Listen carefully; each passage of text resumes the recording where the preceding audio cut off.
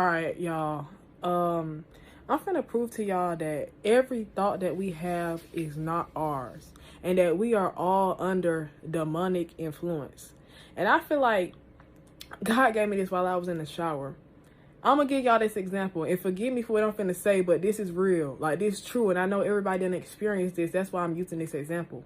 So, say you just minding your own business, and all of a sudden you have a thought.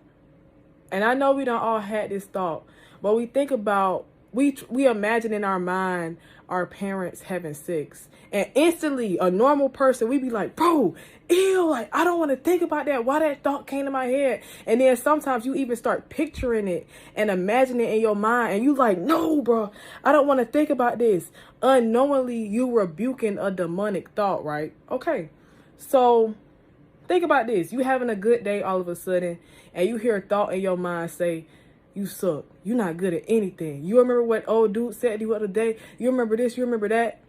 If you having a good day, why would you send that thought to your own head? That's proof that that's not you talking to yourself. That's God did not send that to your head.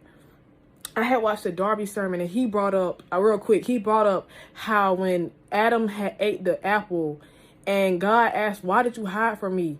Adam said, because I was naked and I was embarrassed. God said, who told you that? That was proof that when Adam sinned, he opened up the door for us to be able to hear other voices than God. So now we have all these negative thoughts. It'd be a joke, but it's real. Them means where it'd be like when you holding a baby and you hear throw it. That's not you speaking to yourself. That's why we can't go off of our emotions or our thoughts, because our emotions can be easily manipulated by the thoughts that the enemy is sending to your mind. This is why, y'all, I cannot stress this enough.